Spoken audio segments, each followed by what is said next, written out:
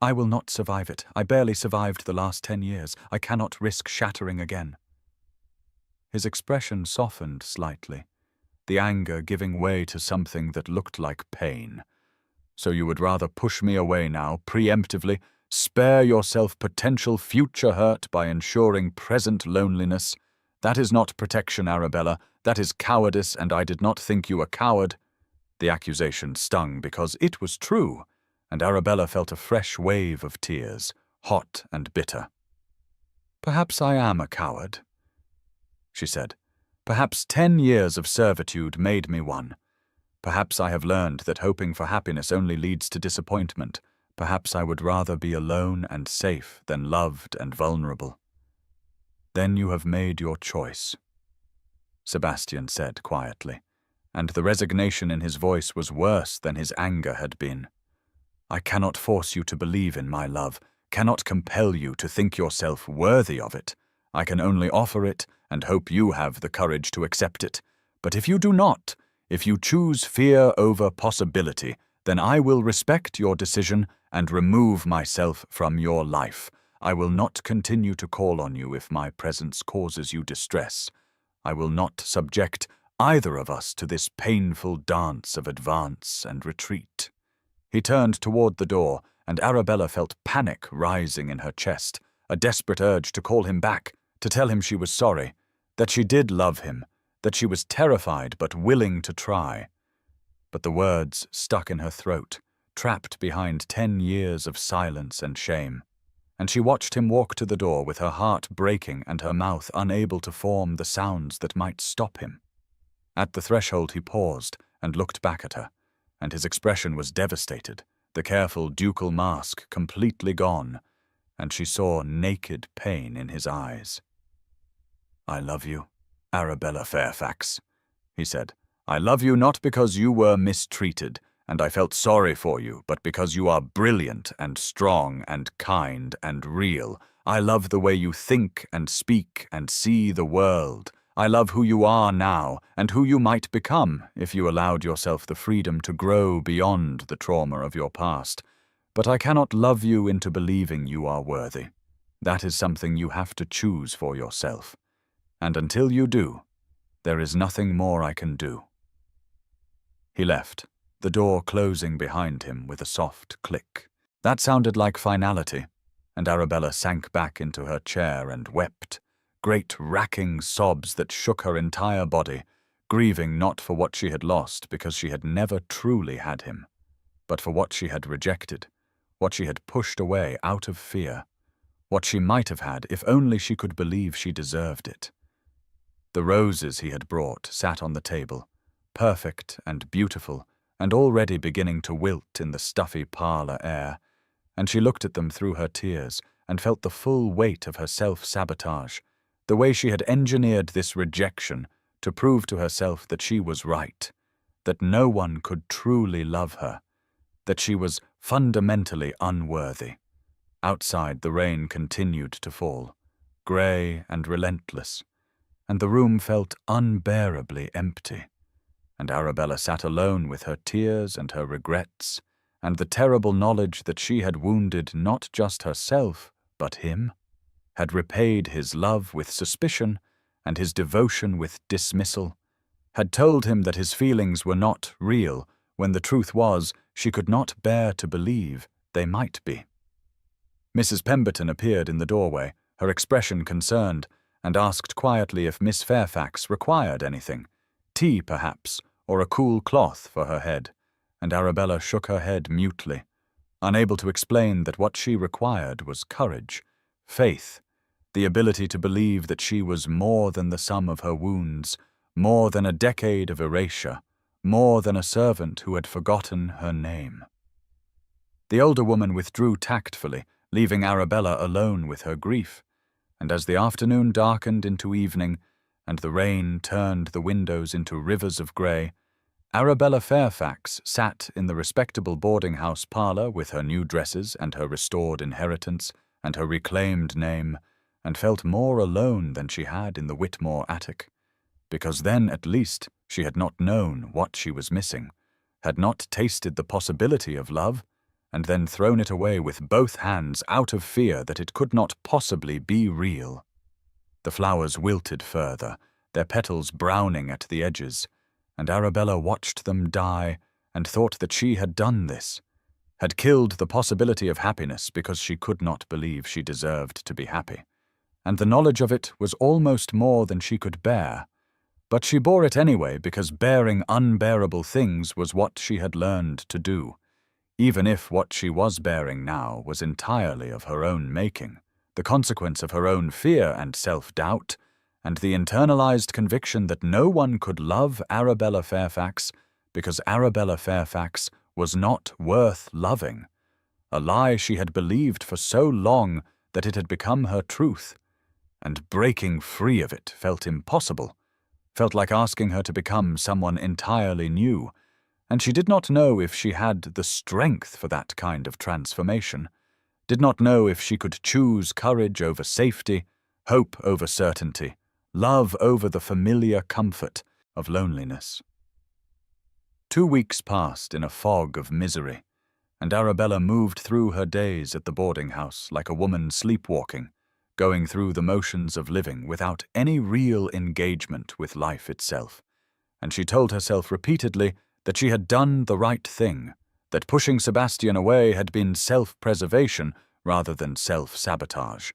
But the conviction grew more hollow with each passing day until it felt like a lie she was telling herself to avoid confronting the truth, which was that she had rejected love out of fear and was now paying the price in loneliness and regret. She avoided society as much as possible, declining invitations and spending her days reading in her room or taking solitary walks in the square garden, and when she caught glimpses of herself in mirrors, she saw a woman who looked haunted, her eyes shadowed with sleeplessness, her face drawn with unhappiness, and she wondered if this was what the rest of her life would look like, financially independent but emotionally isolated, free but utterly alone. The invitation arrived on a Tuesday morning, delivered by a liveried footman who waited for a response, and Arabella stared at the heavy cream card stock, with its elegant script, in complete bewilderment. Lady Henrietta Tilney requests the pleasure of Miss Arabella Fairfax's company at a ball to be held at Tilney House on Friday the 28th of June, dancing to commence at 9 o'clock, and she read it 3 times before the reality of it penetrated, that she, Arabella Fairfax, with her ambiguous social status and her cloud of scandal, was being invited to one of the season's most prestigious events by a woman known for her impeccable taste and powerful social connections. Her first instinct was to decline, to send the footman back with polite regrets, to avoid the scrutiny and whispers that would inevitably follow her entrance into such elevated company. But as she sat with the invitation in her hands, she felt something shift inside her, a small spark of defiance that had been dormant since the confrontation with Sebastian, but now flickered back to life. She had reclaimed her inheritance and her name, had stood up to the Whitmores and won, had proven that she was not the invisible servant they had tried to make her, and yet here she was, hiding in a boarding house, letting fear dictate her choices, allowing her internalized shame to keep her from living the life she now had the means and the right to live. No, she thought, no more hiding, no more letting fear win. I will go to this ball, and I will hold my head high, and I will prove to myself and to society that I can exist on my own terms, that I am Arabella Fairfax, and I deserve to occupy space in the world. She sent the footman back with her acceptance, and then sat in stunned silence, wondering what she had just committed herself to. But underneath the terror was a thread of something that might have been excitement, the prospect of reclaiming not just her legal status, but her social one, of stepping back into the world as herself, rather than as someone's invisible servant or charity case. She spent the next 3 days in a flurry of preparation, purchasing a gown of deep blue silk that the modiste assured her was entirely appropriate for a woman of her age and station, not the white or pastel of a debutante, but something richer, more dignified, with a bodice that fitted perfectly and skirts that rustled when she walked. And when she tried it on and looked at herself in the mirror, she saw a woman who looked almost beautiful, not in the conventional way of youth and innocence, but in the way of experience survived, strength earned, dignity reclaimed. The evening of the ball arrived too quickly, and not quickly enough, and Arabella dressed with trembling hands, arranging her hair in a simple but elegant style, fastening her mother's pearl earrings in her ears.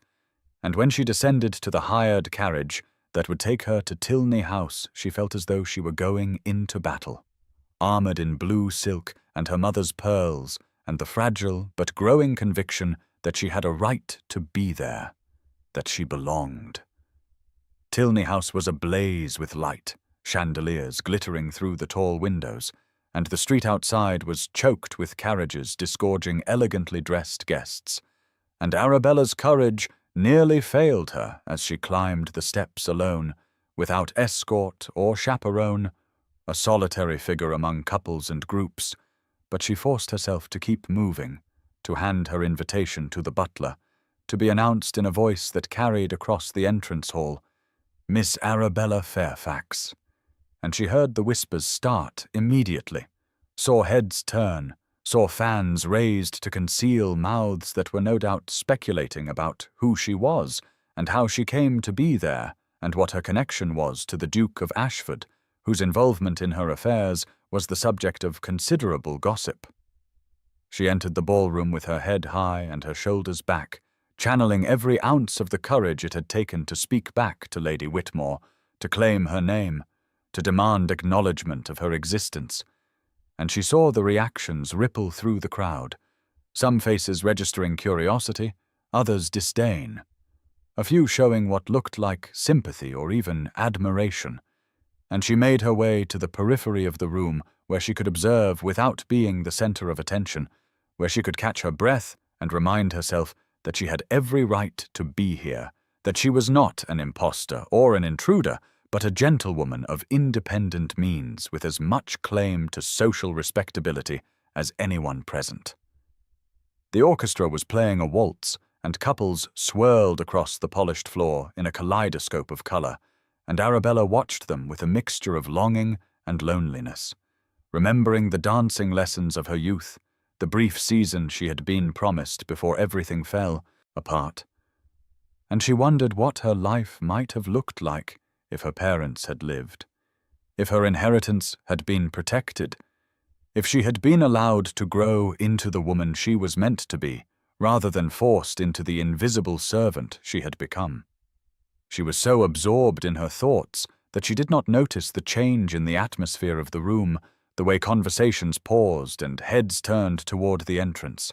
And when she looked up to see what had caused the shift, she felt her breath stop in her chest, because Sebastian Wentworth, Duke of Ashford, had just entered the ballroom, and he was scanning the crowd with an intensity that suggested he was looking for someone specific.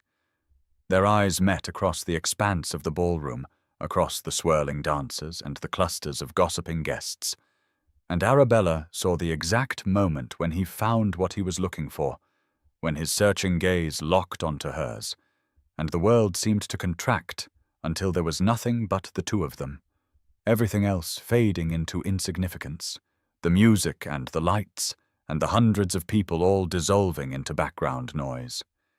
He moved toward her with single-minded purpose, cutting directly across the ballroom floor without acknowledging anyone who tried to catch his attention, ignoring the greetings called out to him, ignoring Lady Henrietta Tilney herself, who raised a hand to hail him, and Arabella stood frozen as he approached, her heart pounding so hard she thought everyone must be able to hear it, and when he reached her he stopped and bowed with perfect formality, and said in a voice that was not quite steady, "Miss Fairfax, would you do me the honor of this dance?" She nodded, unable to speak, and placed her hand in his, and he led her onto the floor as the orchestra began a new waltz, and as his arm came around her waist, and they began to move together, She felt tears prickling her eyes because this was what she had thrown away. This feeling of rightness, of coming home, of being seen and known and valued. "I have been miserable without you," Sebastian said quietly, his grey eyes searching her face. "Absolutely miserable, Arabella. These 2 weeks have been the longest of my life." "Sebastian," she began, but he shook his head gently. "Please," he said, "let me speak. I need to say this, and I need witnesses so you will believe me. So you cannot convince yourself later that I was acting out of pity or duty or anything other than love." "Witnesses," Arabella repeated, confused.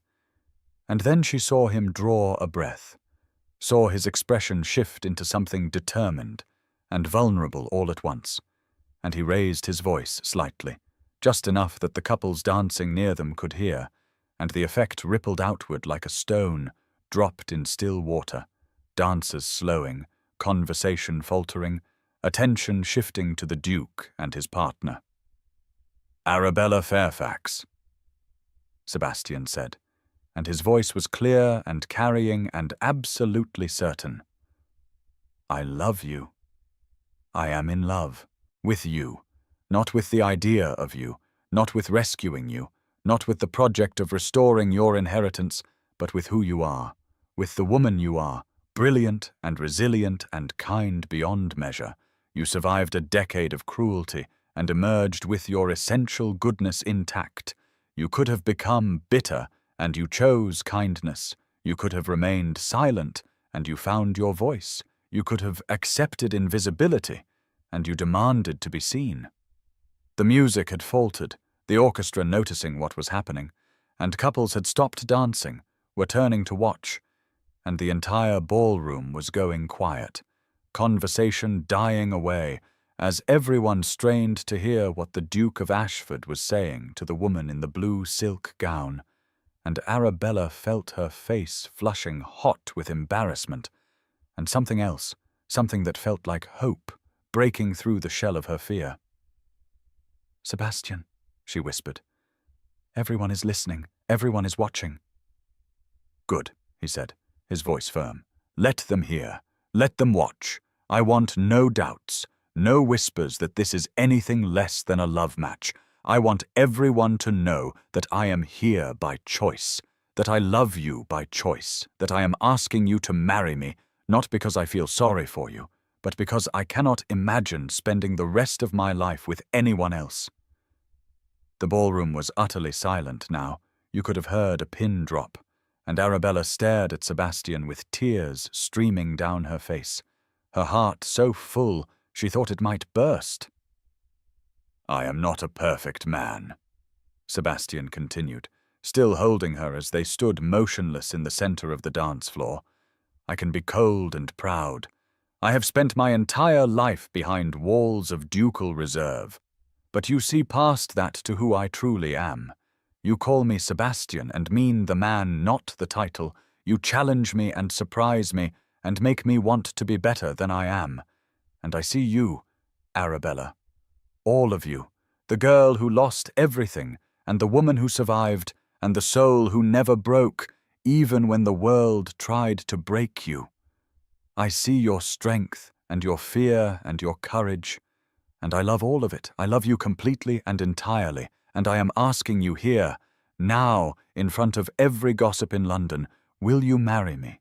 Will you be my wife? Will you let me spend the rest of my life proving that you are worthy of love, that you deserve happiness, that you matter?" Arabella could not stop crying. Tears of shock and joy and overwhelming emotion, and she was dimly aware of the ballroom full of witnesses, of the fact that her answer would be heard by hundreds of people and would be discussed across London by morning. But none of that mattered because Sebastian was looking at her with such love, such naked vulnerability, such absolute certainty. And she realized that he was giving her the choice, but doing it publicly, using his social power not to control her, but to protect her, to make it clear that this was not a shameful secret or an inappropriate liaison, but an honorable proposal, a declaration of love that he wanted the world to witness. "You would bind yourself to me?" she asked, her voice shaking. "With all the scandal, all the talk, all the whispers about my past, you would make me your duchess, knowing that society will judge you for choosing a woman who was recently a servant. I would bind myself to you if the entire world stood against us," Sebastian said fiercely. "But I do not think they will, Arabella. Look around. See for yourself." She tore her gaze from his face and looked at the crowd surrounding them, at the hundreds of faces watching, and she saw not the disdain she had expected, but something else. Saw women dabbing at their eyes with handkerchiefs, saw men smiling, saw even the most notorious gossips looking touched by the romance of it. The Duke declaring his love so publicly, so vulnerably, asking a woman of no particular status to be his wife, not despite her circumstances, but because of who she was. And she realized that Sebastian had been right, that society loved a love story, that his public declaration had transformed her from a scandalous figure into a romantic heroine, the woman who had captured the heart of one of England's most eligible bachelors. "Yes?" Arabella said, and her voice broke, but she forced herself to speak louder, to make sure he heard, to make sure everyone heard. "Yes, God help me, yes, I love you, Sebastian. I think I have loved you since you first asked my name, since you looked at me in the park and saw a person rather than a servant, since you knelt in the dirt to retrieve my fallen shawl, since you said Arabella as though it were a prayer. I love you and I am terrified, but I choose courage, I choose hope, I choose you."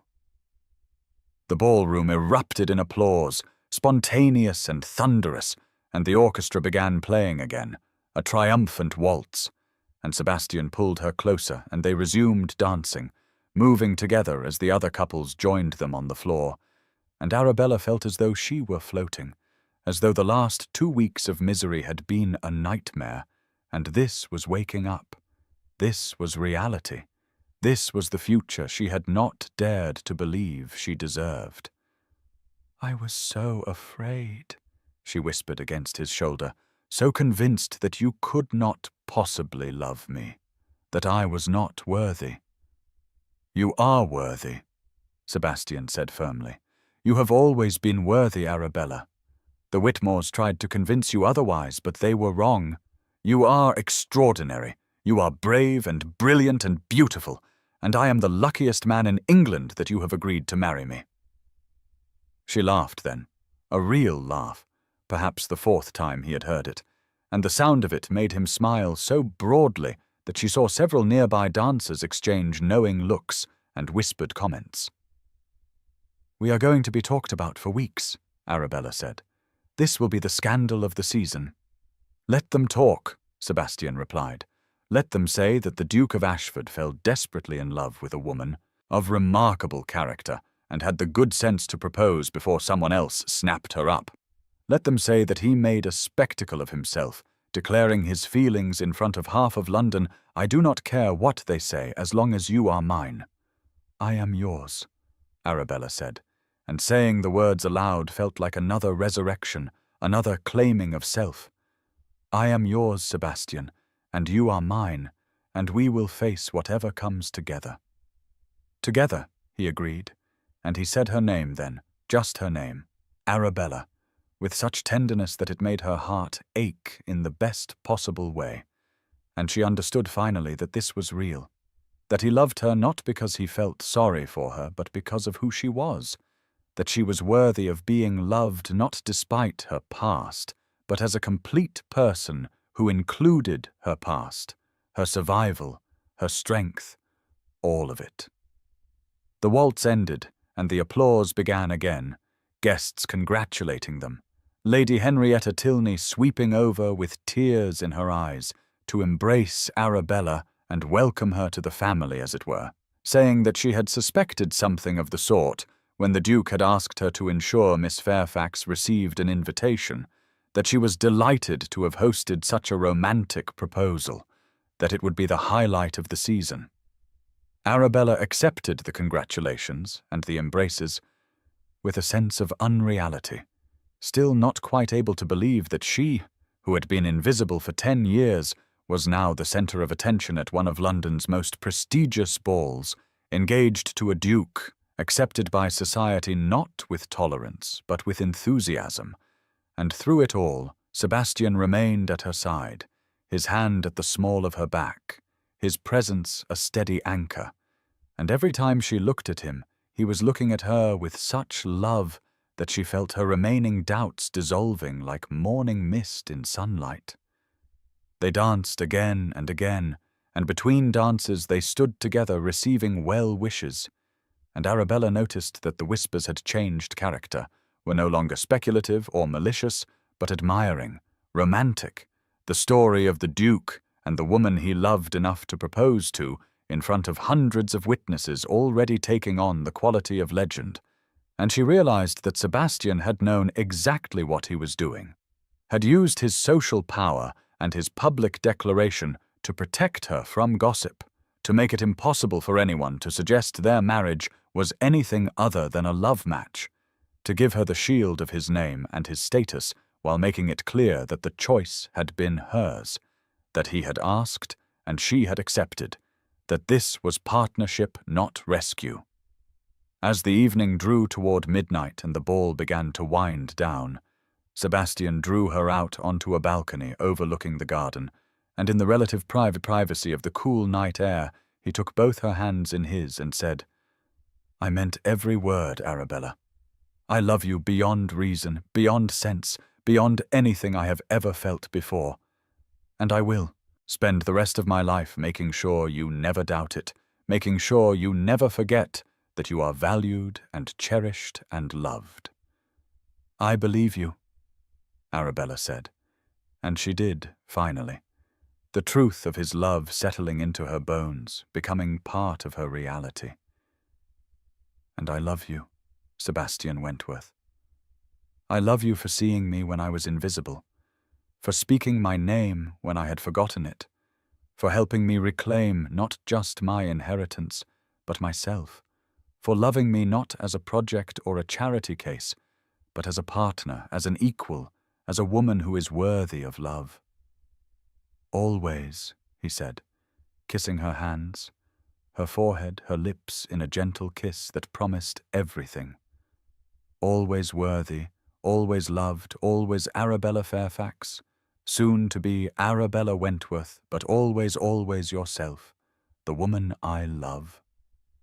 The stars were bright above them, and the sounds of the ball drifted through the open doors, and Arabella Fairfax stood in the arms of the man she loved, and felt more herself than she had in 10 years, felt whole, felt real, felt finally and completely seen. And she knew that whatever challenges lay ahead, whatever adjustments would be required in becoming a duchess, whatever scrutiny would come from being the woman who had captured the Duke of Ashford's heart, she would face it all with courage because she was no longer alone, no longer invisible, no longer the woman who had forgotten her own name. She was Arabella, and she was loved, and that made all the difference. The wedding took place on a September morning when the countryside around Ashford Hall was painted in golds and russets, the summer giving way to autumn with a gentleness that felt like benediction, and Arabella stood in the small stone chapel that had served the estate for 300 years, waiting to walk down the aisle toward the man who had given her back her name and her voice and her belief that she deserved to be loved. She had chosen intimacy over spectacle, had declined the grand London wedding that Sebastian's position might have demanded, and instead they had invited only those people who truly mattered, Sebastian's close family and friends, a handful of Arabella's rediscovered connections from her childhood, and in a gesture that had made her cry when she proposed it, and Sebastian had immediately endorsed, the servants from the Whitmore household who had been kind to her during her decade of invisibility, the cook and the housemaids, and the butler who had all known the truth of her situation, and had offered what small kindnesses they could, within the constraints of their positions. The chapel was filled with late summer flowers, roses and dahlias in shades of cream and pink and gold, and the afternoon light streamed through the stained glass windows, casting colored shadows across the stone floor. And as Arabella prepared to enter, she thought about the journey that had brought her here, about the girl who had forgotten her name, about the woman who had reclaimed it, about the wife she was about to become, who would share a name with a man who saw her soul, who spoke her name like a prayer, who had loved her into believing she was worthy of love. She wore a dress of cream silk, simple but elegant, cut in clean lines that suited her age and her character. No virginal white, because she was not an innocent girl, but a woman who had survived and earned her happiness. And her hair was dressed with sprigs of rosemary for remembrance and myrtle for love, and her mother's pearls hung at her ears, a connection to the past, to Emmeline Fairfax, who had loved poetry and music, and her daughter. And as Arabella walked down the aisle alone, having no male relative to give her away and choosing to come to Sebastian of her own volition, her own choice, her own free will, she felt her mother's presence like a warmth at her shoulder, a blessing from beyond the grave.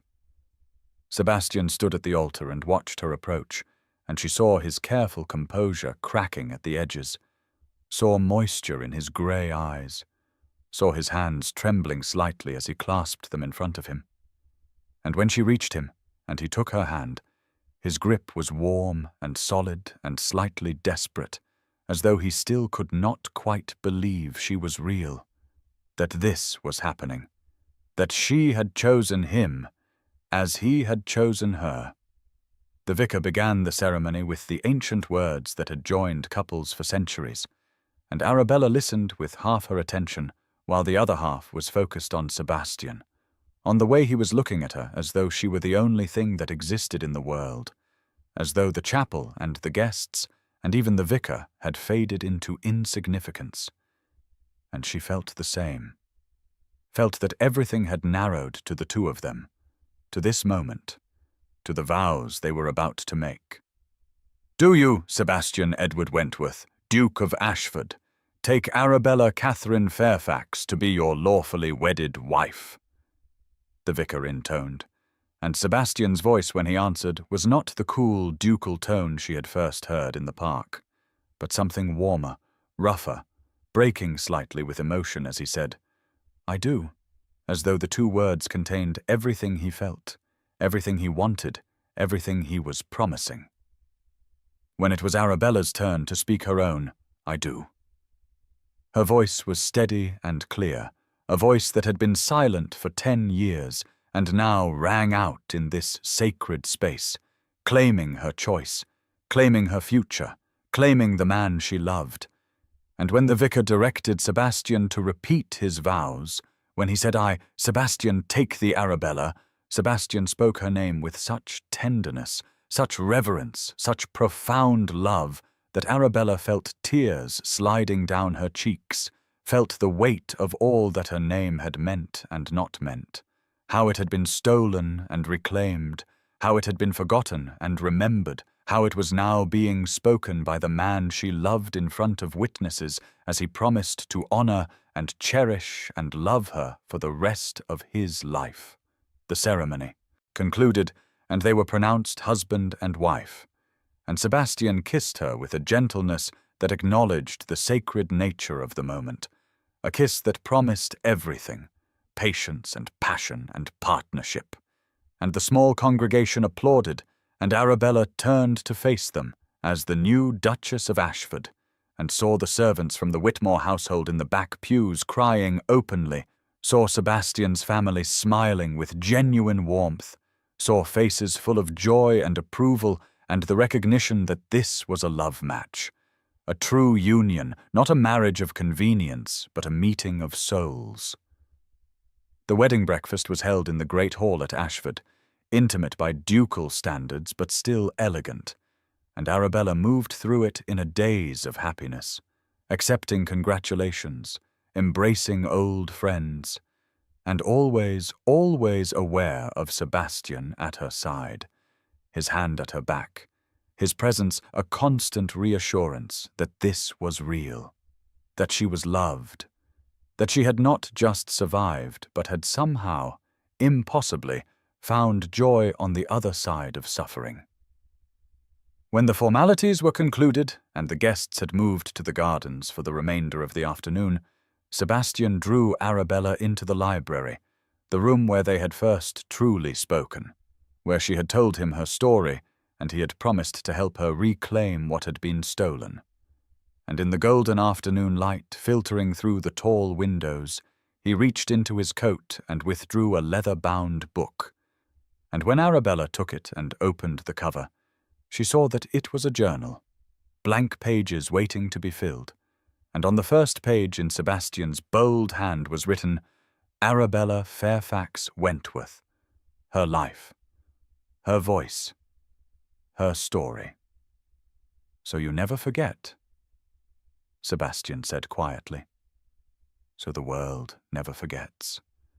You existed even when they tried to erase you. You had a voice even when they silenced you. You had a story even when they tried to write you out of it. This is yours, Arabella, to fill as you choose, to write your own narrative, to create the record of who you are and who you will become.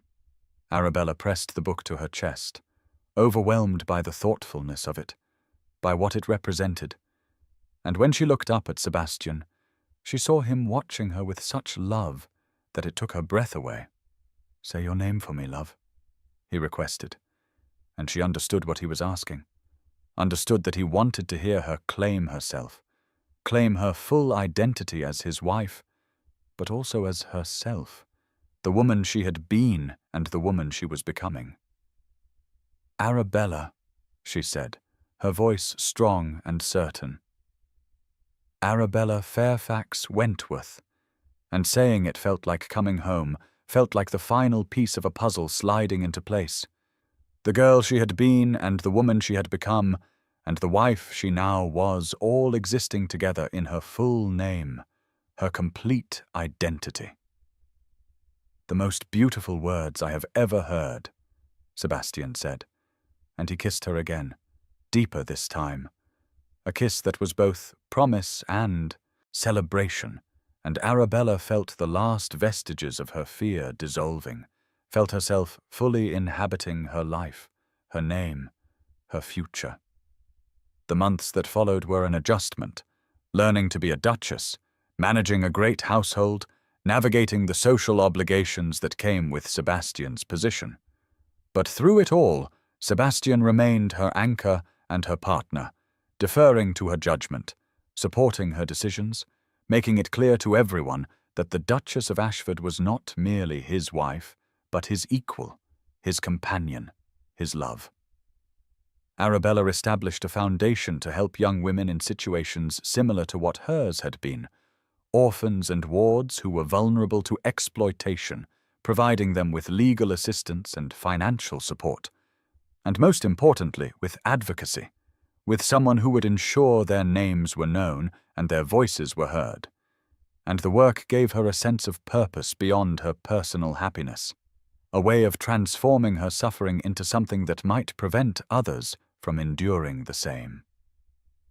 1 year after their wedding, on a crisp October afternoon, Arabella sat in the library at Ashford Hall with her infant daughter in her arms, a baby girl with Sebastian's dark hair and Arabella's amber eyes, and she was reading aloud from Wordsworth, the poet her mother had loved, the poet whose work had been her comfort during the dark years, and the baby was too young to understand the words, but seemed soothed by the rhythm of her mother's voice. Once upon a time, Arabella said, deviating from the printed text to tell her daughter a story.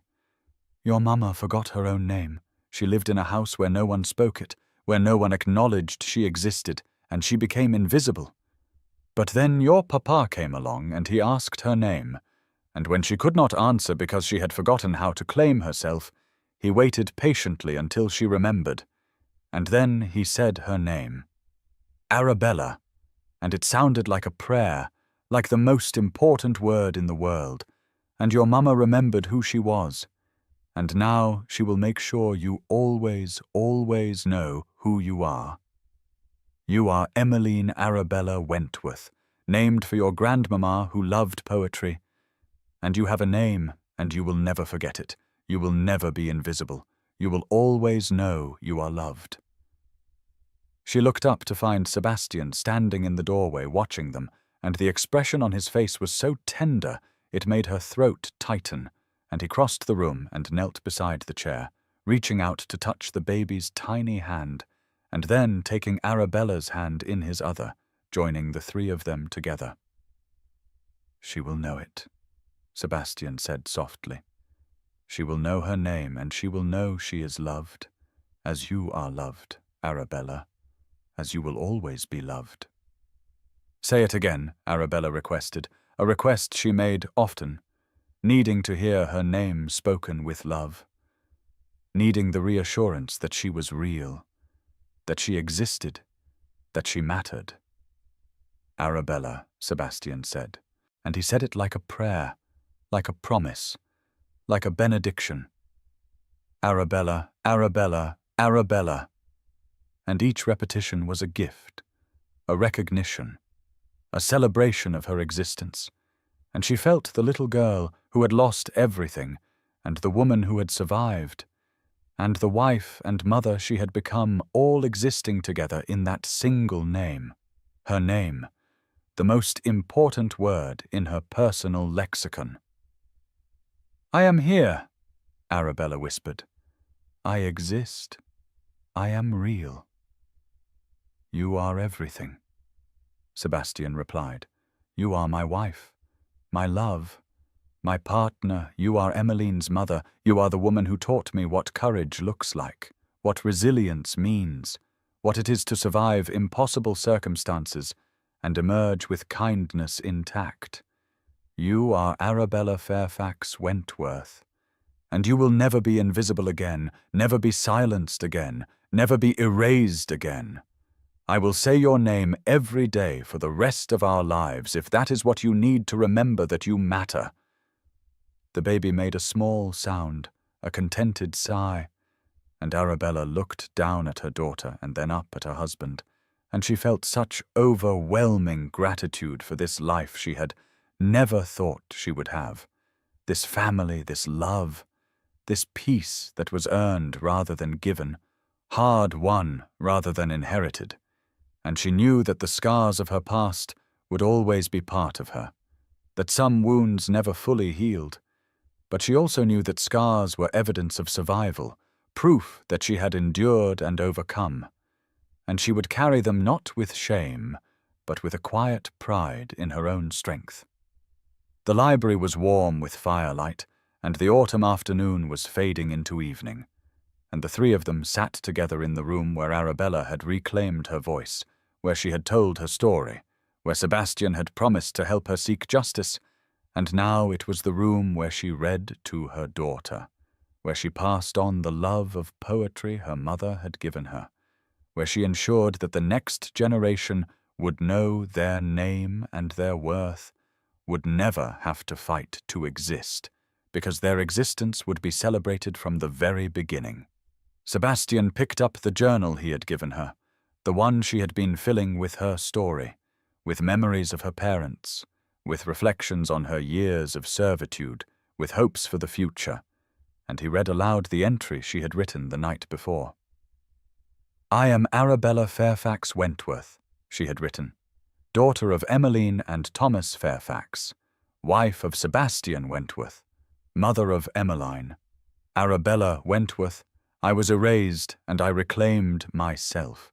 I was silenced and I found my voice. I was told I was worthless and I learned I was worthy. I was invisible and I became visible. Not through anyone else's power, but through my own courage and the support of someone who loved me enough to help me remember who I was. This is my story. These are my words.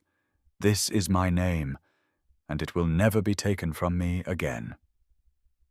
"Beautiful," Sebastian murmured. "Absolutely beautiful. Your story, your..." voice, your truth. All of it matters, Arabella. All of it will endure.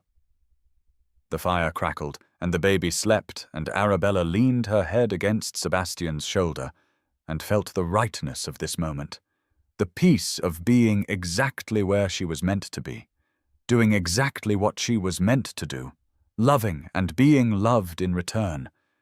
And she thought about the title she had been given, Duchess of Ashford, and knew that while it was an honor and came with responsibilities she took seriously, it was not what defined her. She was not the Duchess. She was Arabella, the woman who had been erased and had written herself back into existence, the woman who had forgotten her name and had reclaimed it, the woman who had survived and had chosen to thrive. And that was the story that mattered. That was the identity that endured. Not the title, but the name. Not the position, but the person. Not the Duchess, but Arabella, always Arabella, spoken like a prayer by the man who loved her, remembered by the daughter who would carry it forward, inscribed in the journal that would preserve her story for generations to come. "Say it one more time," she requested, and Sebastian smiled and gathered her closer, and with the baby nestled between them, and the fire warming the room, and the evening settling soft and quiet over the estate, he said her name again and again. Arabella, Arabella, Arabella. And each repetition was a promise kept, a prayer answered, a love confirmed, and she let the sound of it wash over her like absolution, like coming home, like finally being real, being seen, being loved, being Arabella Fairfax Wentworth, who had a name and a voice and a story that would never be erased again, who existed not in the shadows, but in the light, not invisible, but gloriously, triumphantly, permanently visible, a woman who mattered, who was loved, who was everything.